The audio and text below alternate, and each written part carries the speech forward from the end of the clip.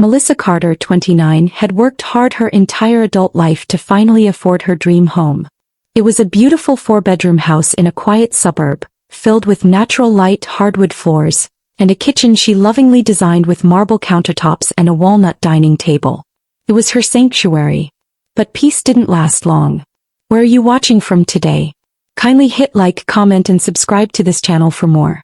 One Tuesday afternoon while finishing a client call, Melissa received a group message from her younger sister, Bella, 26. Bella had just announced a massive birthday bash at Melissa's house. She even listed the address and promised a DJ, cocktails and a luxury vibe. Melissa froze. "What is this?" she texted Bella privately. "You're throwing a party? At my house." Without asking me. Bella's reply came in a voice note. "Relax, sis. You're going on that business trip anyway, right? Might as well make use of the space. It's just a small gathering. You won't even notice." Melissa's chest tightened. "You can't just decide that. This is my home." "Come on, don't be selfish," Bella shot back. "You've got everything now, house, job, even that boyfriend. Let me have one nice birthday. It's not like you ever use the backyard." Melissa didn't respond immediately. She looked around her house, the cream-colored sofa she saved up for, the custom art she framed herself, the peace she had earned. She had set boundaries before. Bella always ignored them. This time, Melissa decided she wouldn't cancel her trip. She'd change destinations and keep an eye on things from afar. Growing up, Melissa always knew Bella had a habit of pushing limits. As kids, they shared a small room with 2 separate dressers. Melissa kept hers neat, locking away special things in drawers, art kits, diaries, and even hand-me-down sweaters she cared about. But nothing stayed safe for long. Bella would dig through Melissa's things, taking whatever caught her eye. She'd borrow Melissa's favorite sweater and spill juice on it. Or worse, she'd borrow Melissa's sketchbook, the one she saved allowance money to buy, and lose it during a sleepover. Every time Melissa complained, their parents brushed it off. "She just looks up to you," their mom would say. "She's just being a sister," their dad would add with a shrug. Melissa knew better. It wasn't admiration. It was entitlement. One afternoon, after discovering her CD player missing again, Melissa confronted Bella. "You didn't ask. You never ask." Bella smirked. "You always act like you're better than me. Maybe that's why I take your stuff. To remind you we're the same." They weren't. Even back then, Melissa studied hard, worked part-time jobs, and saved every cent Bella floated by, often praised for being the fun one. And Melissa? She was the serious one. Those early years left a mark. Melissa learned to hide her valuables. To shut her door tight. But some lines, even with a locked door, were always crossed. By the time Melissa entered college, she was used to setting boundaries Bella would ignore. When Melissa bought her first laptop using scholarship funds and part-time paychecks, she told Bella, "This is for school. Please don't touch it." 3 days later, it had a cracked screen and coffee stains. Bella's excuse? "It was just for a bit of music during my get-together." At college, Melissa juggled classes and worked 2 part-time jobs, tutoring and helping at a bookstore. Her goal? Graduate with honors, get a job in marketing, and never depend on anyone. He did it. Melissa landed a junior position at a digital marketing firm and worked tirelessly, often pulling late nights and sacrificing weekends. By 28, she was the youngest executive in the company. "I'm so proud of you," their dad would say. But Bella always had a snide remark. "Must be nice having a job that lets you buy fancy lamps and overpriced rugs," she once muttered during a visit. Melissa kept her distance, but never completely. Bella was still family. She hoped one day her sister would mature. When she finally bought her dream home, Melissa didn't throw a big party or show off online. She invited her parents and Bella for a quiet dinner. Bella barely looked up from her phone, texting while Melissa spoke about her home design ideas. Later, Bella asked, "Do you think I could borrow the house sometime for a photo shoot?" Melissa laughed awkwardly, thinking it was a joke. It wasn't. Weeks after moving in, Melissa noticed things were off. Her espresso machine had been used. A bottle of her expensive olive oil was half empty. And worst of all, her favorite cashmere throw was missing. Then came the kicker. She arrived home one afternoon to find Bella lounging in the living room, feet on the coffee table, sipping kombucha like she lived there. "Bella, what are you doing here?" Melissa asked, stunned. Bella grinned. "Just needed a break." My friend dropped me off. Hope that's okay. It's really not, Melissa said firmly. You don't live here. But you said I could visit any time. Melissa frowned. I meant when I'm home and when you ask. Bella waved her hand. You're so uptight. From that day on, Bella started showing up without warning. Sometimes she'd borrow the blender. Other times she'd host a friend in the backyard for wine and cheese, without so much as a text. Jason, Melissa's boyfriend, noticed. She's taking advantage, he said. You've worked too hard to have her treat your place like a crash pad. Melissa sighed. I know. But if I push too hard it becomes a fight. Still, she knew something had to change. So she started planning. Melissa took action. She contacted a local security company and had cameras installed across the property. Front door, backyard, living room and hallway. Smart locks were added, controlled directly from her phone. An emergency lockdown feature let her seal the home instantly and notify authorities. When Jason saw the setup, he nodded approvingly. It's time she learned you're not playing around. But Bella didn't take the hint. Days before Melissa's big business trip to Singapore, Bella casually asked, You sure you'll be gone the whole 2 weeks? Why? Melissa asked, her eyes narrowing. Oh, just wondering. Melissa didn't like the tone. 2 days later she overheard Bella on a phone call, excitedly talking about a luxury birthday bash at a mystery house. Melissa's stomach dropped. She checked Bella's Instagram. Sure enough, there were cryptic posts hinting at a secret mansion location. Her house. She confronted Bella that night. Are you planning a party at my place? Bella smirked. It's just a few friends. So, I'll clean up. Melissa shook her head. No parties. Not in my house. Not while I'm away. I mean it. Bella rolled her eyes. Wow. So dramatic. Melissa said nothing more. Instead she sat down, opened her laptop and rerouted her trip. Singapore first. Then the Maldives. If Bella wanted to test boundaries, she'd finally learn what consequences looked like. Melissa stuck to her plan. She told her family she'd be in Singapore for 2 weeks and acted like nothing had changed. But her instincts kept buzzing. Something didn't feel right. 3 days before her flight, Melissa's neighbor, Mr. Hall, rang her doorbell. Hey, just wanted to let you know, he said, handing her a glossy paper. Found this near the mailbox. Looks like someone's throwing a party at your house. Melissa took the flyer. Her address. Bella's name. A full DJ lineup. Exclusive mansion party. Invite only. Her hands trembled. She called Bella immediately. You told me the party was cancelled. Bella laughed. Relax. That flyer's old. I was thinking of another venue, okay?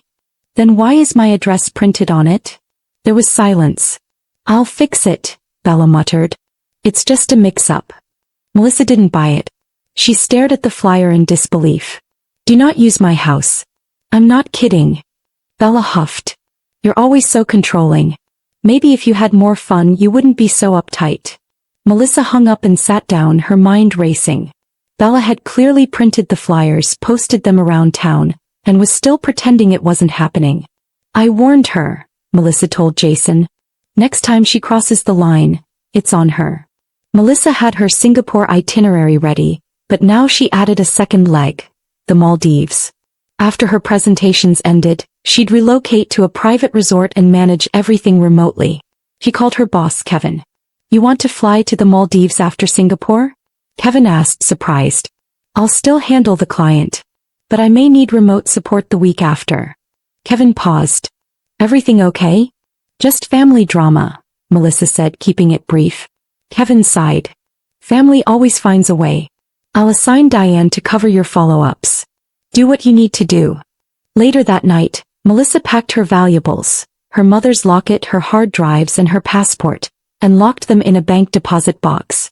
She double-checked the smart security system and rehearsed activating lockdown mode. Jason helped her run tests. You sure about this? He asked. She needs to face the consequences, Jason. I've let her get away with too much for too long. Jason nodded. Then let her learn the hard way. Melissa set a timer on the app and prepped a camera log. She also called the local police.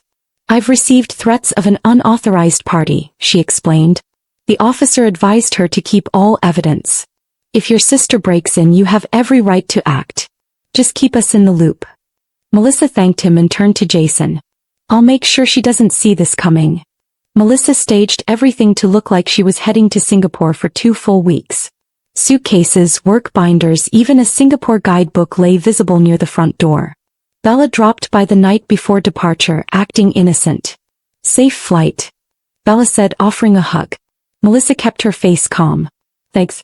Don't forget to water the plant in the kitchen. Of course, Bella chirped. Melissa flew to Singapore, gave her final presentation to the hotel group, and celebrated quietly with her colleague Diane. You were ice cold up there, Diane told her. The client loved it. Thanks, Melissa said, checking her phone. No alerts yet. The next morning she flew to the Maldives. The view from her villa was breathtaking. Clear turquoise water, white sands, and silence. She connected her laptop, pulled up her home's camera feed and waited. It was Friday night back home. Showtime, Melissa whispered. Melissa's phone buzzed. Motion detected, front door. He tapped the camera feed. Bella had arrived. Wearing a sparkly silver dress and oversized sunglasses, Bella danced into the house with balloons in one hand and a drink in the other.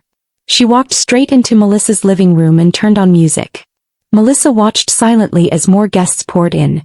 Delivery men unloading speakers, lights, coolers full of alcohol and plastic cups. One guy taped black light bulbs across the ceiling. Another woman inflated a giant gold birthday queen sign and posed with Bella. Jason called from back home. It's happening, huh? She's not even pretending to be subtle, Melissa said, her voice tight. By 8 p.m. the place looked like a nightclub. Melissa watched someone pour soda into her wine glasses and another person track mud onto her cream rug. She clenched her jaw and waited. I'm not calling the police yet, she told Jason. Let her dig deeper. By 9:30 p.m., over 80 people were inside Melissa's house. The backyard lights flashed in sync with pulsing music. People jumped into the pool, some fully dressed, others not. A group sprayed champagne onto the marble countertops. Melissa's stomach turned when she saw someone toss soap into the pool. The water turned frothy. In the background, her favorite chaise lounge was being used as a makeshift dance platform. Are those teenagers? Jason asked, watching from his phone. This is insane. Melissa nodded grimly. That's underage drinking. They're filming everything on Instagram. I've got all the footage. Bella strutted through the kitchen, taking selfies, completely oblivious to the growing disaster. Melissa took a deep breath.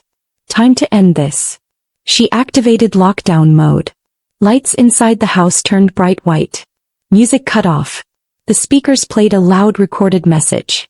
This is an unauthorized gathering. Authorities are on their way. Panic spread instantly. People screamed. Bella looked around, confused then furious. Melissa watched her sister mouth. What the hell? Then the sirens began to echo. The party descended into chaos. Melissa watched from her villa in the Maldives as people scrambled toward the exits. The smart locks had sealed every door except the front, which triggered a loud alarm each time someone tried to leave. Who locked the door? A panicked voice shouted on the footage. Is this a prank? Another yelled. Melissa stayed calm, watching the video feeds from multiple angles. Someone had knocked over her dining chairs. A tray of red punch soaked the new cream rug. The marble kitchen counters were sticky with spilled drinks and fingerprints. Bella stood on the staircase, shouting into her phone. She had finally read Melissa's text. The police are on their way. I warned you. Jason called. They deserve this, he said. Especially Bella. Melissa exhaled slowly. I just want her to understand what it feels like to be ignored and disrespected. Downstairs, a teenage boy tripped over a speaker cord, nearly hitting the floor. Guests pushed and shoved, grabbing purses and coats. Then came the flashing red and blue lights through the window. The police had arrived. The officers stepped inside, commanding everyone to freeze. A tall officer with a firm voice, Officer Rodriguez, raised his hand. No one leaves until we understand what's going on. The crowd fell silent. Bella ran up to the officer, trying to smile. Hi, I'm the homeowner's sister. She's in Singapore and said I could host a small birthday thing. Melissa, still watching, activated the intercom from her phone. I did not give her permission, Melissa's voice echoed through the speakers. This is Melissa Carter. I own this home. Everyone here is trespassing. Gasps filled the room. Bella's face turned pale. Please, officers, review the security footage. I can provide full access, Melissa added. Officer Rodriguez looked around and nodded. Let's begin clearing the property. Minors first. Bella, he said sharply, you're in serious trouble. Stay where you are. Bella's friends, Heather, Tiffany, and her boyfriend Ryan, immediately distanced themselves. We didn't know this wasn't allowed, Heather said quickly. I told her it was a bad idea, Ryan added. She said her sister was cool with it. Bella tried to defend herself. This is a setup. Melissa set me up on purpose. Officer Chin raised an eyebrow. She warned you. We have texts and voice recordings. This isn't a setup. It's your choice that caused this. Outside, more officers guided frightened teenagers into waiting patrol cars to call their parents. Some cried. Some were too drunk to speak clearly. Back inside, Officer Rodriguez spoke into his walkie-talkie. We've got underage drinking, probable property damage, and a false statement about ownership. Jason texted Melissa. She looks completely lost. Melissa replied. She's finally seeing the cost of entitlement. Just after 2 a.m. Melissa's parents, Charles and Marlene, pulled up in their sedan. Officer Rodriguez greeted them and explained the situation. Marlene's mouth dropped open at the sight of overturned furniture and police tape. Bella stood at the entryway, mascara smudged, trembling. Mom, Dad, I swear it wasn't that big.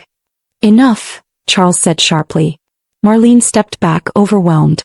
This is unbelievable. Melissa used the intercom again. Hi, Mom. Hi, Dad. I'm watching everything from overseas. I warned Bella not to throw a party. She did it anyway. Marlene closed her eyes. Officer Rodriguez turned to them. Your daughter will be cited for property misuse, noise disturbance, and contributing to underage drinking. She'll need to appear in court. Bella's knees buckled. Court? What? Charles didn't offer comfort. You'll face it, Bella. We're done protecting you from your choices. By 3 a.m. most guests were gone. Officers finished taking photos and statements. Melissa stayed on video chat with Officer Rodriguez to confirm damaged areas. The dining table had scratches. The hardwood floors were scuffed. Red wine had seeped into the cream rug. And someone had broken the guest bathroom mirror. Melissa took deep breaths. She wasn't crying, just exhausted. Please don't let her take anything when she leaves. We'll ensure she only leaves with her purse, Officer Chin assured her. Marlene asked to speak to Melissa. Sweetheart, I'm sorry. We truly didn't know how bad it had gotten. Melissa paused. She's crossed the line too many times. I'm not angry anymore. I just won't allow it again.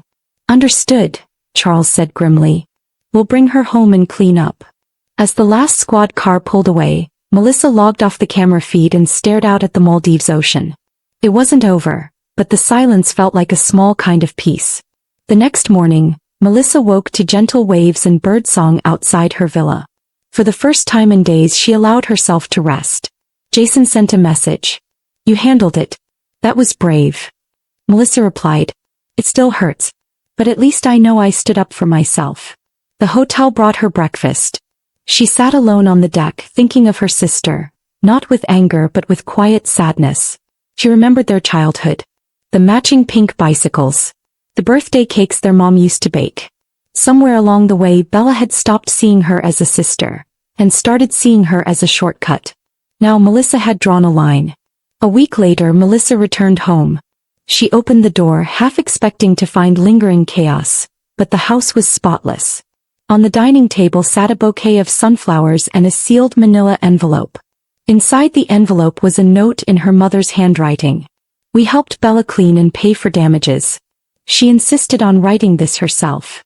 Melissa unfolded the handwritten note. I know I broke your trust. I'm truly sorry. I've started a new job and I'm paying back every cent. Here's the key. I don't deserve to have it anymore. Bella. Melissa reached into the envelope and pulled out her spare house key, tied with a ribbon. Later that evening the doorbell rang. It was Bella. She looked different, tired, nervous, holding a small bag and dressed in plain jeans and a sweater. Can we talk? She asked. Melissa hesitated, then stepped aside. Come in. They sat on opposite ends of the couch. I messed up, Bella whispered. I thought I could get away with it. I thought you'd let it go like always. I was wrong. Melissa nodded but said nothing. I'm going to counseling, Bella added. The charges were dropped, but only because I agreed to community service. And I've been sober for 10 days. Melissa's voice was soft. That's a start. I took your key from your bag 2 months ago, Bella confessed. I told myself it was harmless. But I knew it wasn't. Melissa didn't flinch. I figured. Bella took out a small wooden box from her bag. Inside was the key. She placed it gently on the table. I brought it back in person because I want to start over, she said. And I want to earn your trust, not take it. Melissa leaned back inside. You hurt me. You crossed boundaries over and over. I needed you to understand the consequences. I do now, Bella said quietly. I really do. They sat in silence for a long time. Then Bella spoke again. Therapy's helping me see how much I resented you. For having things I didn't. But instead of working for it, I tried to take shortcuts. Through you. Melissa nodded. I wanted you to succeed. But not by stepping on me. I know, Bella whispered. I didn't see that before. Melissa looked over. And now? I know I have to build my own life. Melissa finally gave a small smile. Then start here with honesty. Bella nodded, tears in her eyes. Thank you. For not giving up on me. Even when I didn't deserve it. In the days that followed, Melissa noticed subtle changes in Bella. She no longer showed up uninvited. Instead, she sent polite messages asking if she could stop by or talk. She even asked permission to borrow a scarf for a job interview, something she'd never done before. Melissa was cautious but hopeful. One evening, Bella texted, I'm thinking of getting a place of my own. Mind helping me look? Melissa agreed, and they spent a quiet Saturday visiting affordable studio apartments. Bella didn't ask for money, just advice. Over lunch, Bella said softly, this feels weird, doing things on my own. But good weird. Melissa smiled. That's called growing up. 2 weeks later, their parents invited both daughters for dinner at their home. Melissa hesitated, unsure how it would feel, but Jason encouraged her to go. During the meal, Marlene, their mom, stood up with a small toast. To Melissa, for showing us what boundaries mean. And to Bella for taking steps to change. Bella raised her glass, glancing at Melissa with quiet gratitude. After dinner, Charles pulled Melissa aside. You were right. We should have set limits a long time ago. We enabled her because it was easier. Thank you for not giving up when we did. Melissa felt a weight lift from her chest. She hadn't expected it, but she welcomed it.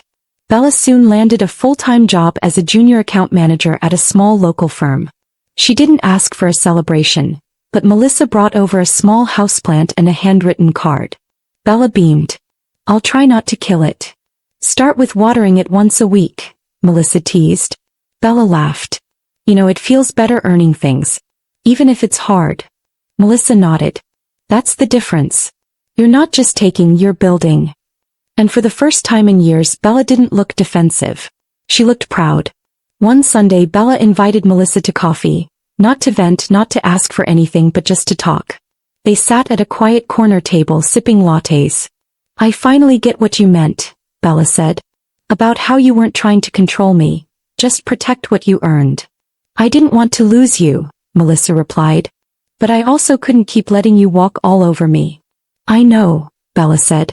If you hadn't done what you did, that party, I think I would have kept spiraling. Melissa placed her hand over Bella's. You stopped yourself. That's what matters. Melissa stood by the window in her living room, watching the afternoon sun spill across the hardwood floor. Everything was clean, quiet, restored. She walked over to her desk and opened the drawer where the security remote used to sit. She no longer needed to check it every hour. Then her phone buzzed. Bella had sent a photo of her new apartment keys hanging on a little hook by her door. Wine. Finally, the message read. No borrowed keys. No shortcuts. Melissa smiled. A few days later, Bella stopped by to return a book Melissa had loaned her weeks earlier. She rang the doorbell, something she never used to do. Melissa opened the door, surprised. You didn't have to come all the way just for that. I wanted to, Bella said. It's yours. I didn't dog-ear the pages this time. Melissa laughed. Progress. Bella stepped inside and looked around. I used to take this place for granted. Now I see how much love you poured into it. Melissa nodded. It's not about the furniture. It's about peace. I get that now, Bella said softly. Before leaving, Bella paused at the front door. I know I can never undo what I did. But thank you for not locking me out of your life completely. You locked yourself out, Melissa replied gently. But you found your way back. The right way. Bella wiped a tear from her cheek. I'm still learning. We all are, Melissa said. But you're doing it with honesty now. They hugged, not awkwardly, not out of obligation, but with mutual respect. That night Melissa and Jason sat on the patio with tea, wrapped in soft blankets under the stars. She's different, Jason said. I didn't think she'd actually change. I didn't either, Melissa admitted.